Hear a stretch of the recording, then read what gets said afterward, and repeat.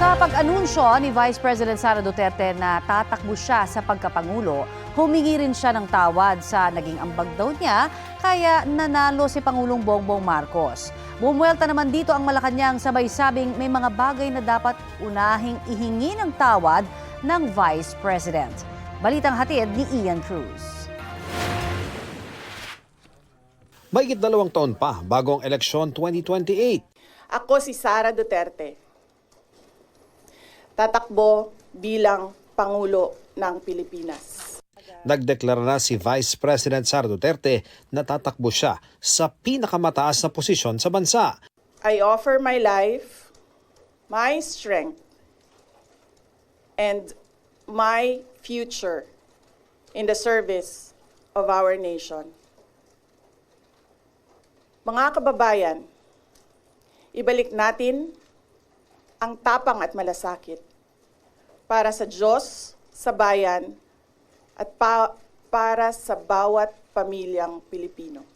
Kasabay niyan, humingi siya ng paumanhin sa mga Pilipino sa naging ambag niya sa pagkapanalo ni Pangulong Bongbong Marcos. Tumakbo sila bilang magkatandem noong 2022. Mga kababayan, humihingi ako ng paumanhin. Patawad kung tinulungan ko mahalal si BBM bilang Pangulo ng ating bansa. Sa kanyang talumpati, ipinaliwanag ng bise ang umano'y mitya ng lamat sa pagitan niya at ng dating katandem sa Uniteam. Sa unang mga buwan ng aming mga termino, nakita ko na ang kawalan ng katapatan ni Bongbong Marcos Jr. sa mga pangakong binitawan noong kampanya. Pati na sa kanyang sinumpaang tungkulin para sa bayan. Dahil hindi ko kinaya na maging bahagi ng 2025 national budget na tadtad ng katiwalian. Pinili kong umalis sa kabinete kahit alam ko na mula pa noong 2023 na ang magiging kapalit ay ang aking impeachment. Patawad kung hanggang ngayon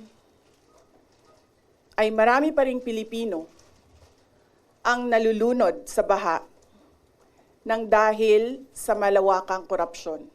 Matapos ang anunsyo, hindi na muna pinaunlakan ang mga gustong magtanong sa bise. Tugon naman ang palasyo sa plano ng bise. Good luck. Yan din daw mismo ang sabi ng Pangulo. Can you describe to us how he said that? Ito po ba ay may good luck po kasi na sincere, may good luck na sarcastic? Kapag po kasi nagsasabi si Pangulo ng good luck, nakangiti naman siya eh. So, kung sarcastic to o hindi ko masasabi. Nagbigay rin ng komento ang Malacanang sa paghingi ng paumanhin ni Vice President Duterte sa pagkakahalal sa Pangulo. Ang taong bayan ang naghalal kay Pangulong Marcos Jr. Kung ano man po ang natulong niya, pareho naman po sila nagtulungan dahil ito ay uniteam. Kaya wag niya pong suluhin ang credit kung nanalo man ang Pangulo. Kasunod nito, ang mahabang listahan ng mga mas dapat daw ihingi ng tawad ng Vice-Presidente. Pinag-uusapan po ba ang korupsyon, ang katiwalian? Siguro po dapat mauna muna na ihingi niya ng tawad kung ano man ang mga issue ng korupsyon at katiwalian at di umanong paglulustay ng confidential funds ng kanyang dalawang opisina at the time, OVP at ng DepEd. Dapat din daw humingi ng tawad ng bise para sa extrajudicial killings, sa pagbabanta sa buhay ng Pangulo, sa pagpapakalat ng fake news, sa palpak daw na pamamalakad sa DepEd at ang paninira raw sa administrasyon. Sinagot din ng palasyo ang mga banat ng bise na lubog sa baha ang bansa. Bagay na nangyari rin naman daw noong panahon ng kanyang ama. Inanunsyo ng bise ang desisyon nitong tumakbo sa pagkapangulo sa gitna ng kinakaharap na impeachment complaints at halos 1 linggo bago ang confirmation of charges hearing sa kaso ng amang si dating Pangulong Rodrigo Duterte sa International Criminal Court. Ian Cruz nagbabalita para sa GMA Integrated News. Nasalpok ng isang SUV ang concrete barrier sa bahagi ng EDSA sa Caloocan pasado alas 12 kaninang madaling araw. Wasak ang harapang bahagi ng SUV. May nawasak ding concrete barriers. Wala namang nasugatan sa insidente. Ayon sa driver, may iniwasan siyang motorsiklo kaya siya sumalpok sa mga barrier. Ayon sa MMDA, aabot sa mahigit 21,000 pesos ang halaga ng pinsala sa mga barrier. Isang CCTV footage ang inilabas ng pulisya kaugnay sa chop-chop na katawan sa isang drum na natagpuan nitong linggo sa Maynila. Sa video, makikita ang isang Chinese national na itinutulak ang drum papasok ng elevator. Humingi siya ng tulong sa isang security guard. Isinakay nila yan sa isang utility van na nasa baba ng kondo. Ayon sa pulisya, nagsumbong ang may-ari ng utility van matapos nilang mapanood sa TV ang ulat tungkol sa drum na may lamang pira-pirasong katawan ng tao. Kwento ng driver ng van, lipat bahay ang sinabi sa kanila ng mga umarkila. Doon na pinasok ng pulisya ang tinukoy na condo unit at naaresto ang lalaking kumontrata sa utility van. Wala siyang pahayag. Tinutugis ng Chinese national na nakunan sa CCTV na itinuturing na principal suspect.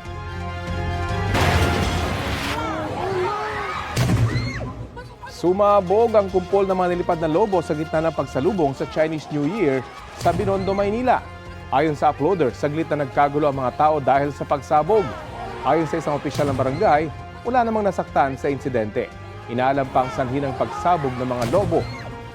Paalala mga kapuso, flammable o madaling magliyab ang hydrogen na isa sa mga ginagamit na gas para mag-inflate ng floating balloons. Mas ligtas na alternatibo para sa safety experts ang helium gas na hindi nagliliyab sakaling pumutok ang lobo. Samantala, nawalan ng cellphone at iba pang gamit ang dalawang empleyado sa Quezon City matapos nakawan ng isang lalaki ang kanilang locker room. Balitang hatid ni James Agustin. Masdan na lalaking ito na itinutulak ang kanyang bisikleta sa Quirino Highway sa Quezon City nitong Martes ng gabi. Tila kumukuha ng tiyempo ang lalaki na bumalik at ipinarada ang kanyang bisikleta. Maya-maya pa umakyat siya patungo sa locker room ng isang supermarket. Pagpasok sa locker room, kinuha niya ang isang backpack. Binuksan din niya ang iba pang bag at hinulughog ang mga ito. Tumagal lang na 20 minuto ang pagnanakaw. Ayon sa pulisya, 2 empleyado ng supermarket ang nabiktima. Upon checking nung locker niya, nawawala na yung kanyang cellphone. Na yun naman ang nagbigay sa kanya ng ideya na puntahan din yung ibang kasamahan niya para i-check yung kanilang mga locker. Then na-find out nung ating victim number 2 na nawawala din yung kanyang black bag, naiwan nilang bukas yung kanilang locker room at the same time, dun din kasi yung kanilang common CR. Natangay ng sospek ang isang cellphone at bag na naglalaman ng isa pang cellphone at wallet. Sa follow-up operation ng pulisya, natunton sa barangay Talipapa at inaresto ang 46 anyos sa sospek. Dala pa niya ang ninakaw na backpack kung saan nakapaloob ang isang cellphone. Bigo naman ma-recover ang iba pang items. Yung ating suspect, nakalala siya, yun nga, ang yung kanyang suot na tsinelas. Then pangalawa, yung kanyang getaway na bike na same din na kanyang ginamit last January 28 nung lumaya siya. Desyembre 2025 nang maaresto ang suspect dahil din sa pagnanakaw. May dati na rin siyang kasong may kinalaman sa illegal na droga. Aminado ang suspect sa nagawang krimen.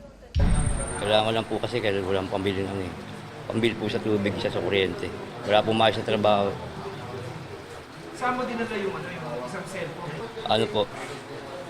Nasa regalo ko po sa Pero mababalik po yun. Maharap ang suspect sa reklamong theft. Sinusubukan pang kunan ng pahayag ang pamunuan ng supermarket. James Agustin nagbabalita para sa GMA Integrated News. Viral ang video ng asong nakaladkad habang nakatali sa umaandar na tricab sa Villanueva, Misamis Oriental. Kuha ang video sa Crossing Dayawan. Ayon sa pulisya, ipinatawag nila ang may-ari ng aso na sinabing kamag-anak niya ang driver ng tricab. Hindi raw sinasadya na makaladkad ang aso dahil hindi namalayan ng driver na nakatali pala sa tricab ang aso bago siya bumiyahe. Agad naman daw tumigil ang driver nang masabihan ng mga nakakitang motorista. Sinuri na raw ang aso at maayos ang kondisyon nito maliban sa mga sugat sa paa.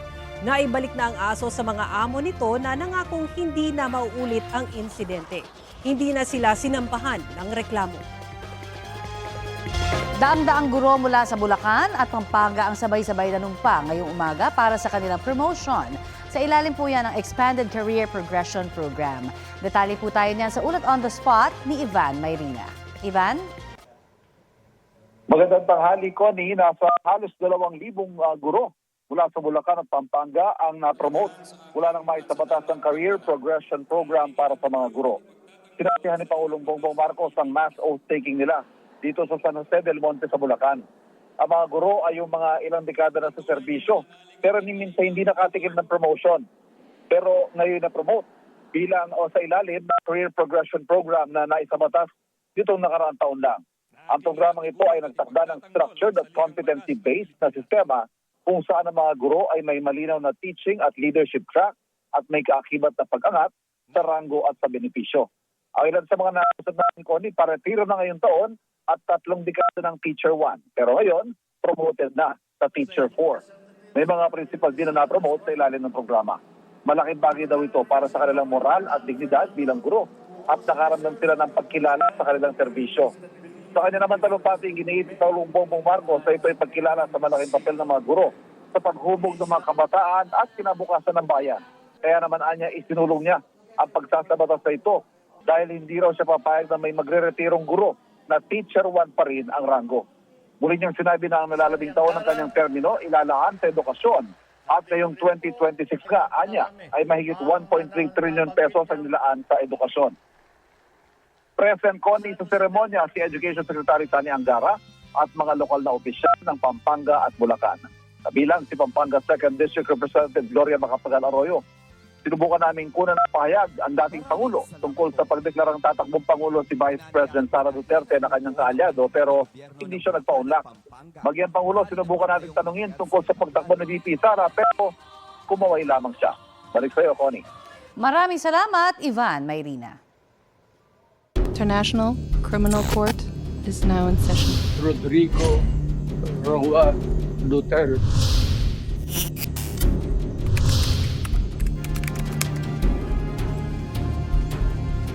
Hindi dadalo si dating Pangulong Rodrigo Duterte sa confirmation of charges hearing simula sa Lunes, February 23 para sa kaso niyang crimes against humanity sa International Criminal Court. Batay sa sulat ni Duterte sa Pre-Trial Chamber 1, sinabi niyang ipinauubay na niya sa kanyang defense team ang pagkwestiyon sa ebidensya ng prosekusyon.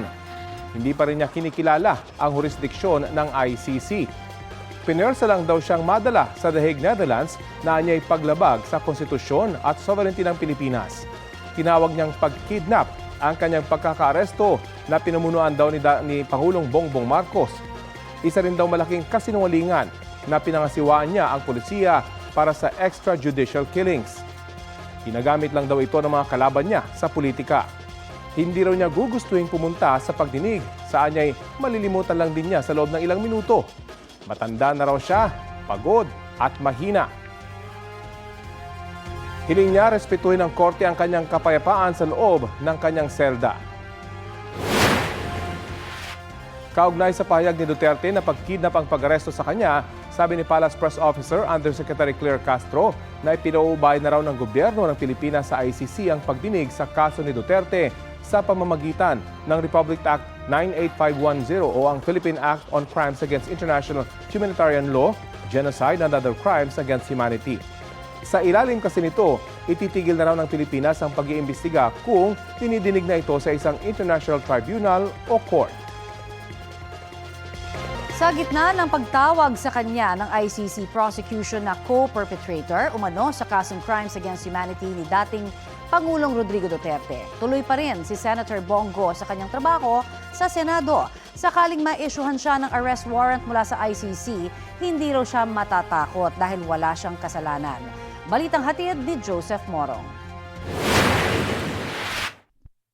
5 araw mula ng pangalanan ng Office of the Prosecutor ng International Criminal Court bilang co-perpetrator umano ni dating Pangulong Rodrigo Duterte sa Crimes Against Humanity, dumalo sa sesyon ng Senado si Senador Bongo. Anya, hindi siya natatakot ma-issuehan ng warrant of arrest dahil inosente raw siya sa mga ipinaparatang sa kanya. Importante rito, dapat fair po. Dumaan sa tamang proseso. Hindi naman po ako takot dahil wala naman po akong kasalanan. So hindi kayo mawawala sa Senate? Hindi po kayo absent or anything? Kaya nga ako nandito eh. Tuloy raw siya sa pagtatrabaho sa kabila ng anyay di patas na paratang ng ICC Office of the Prosecutor.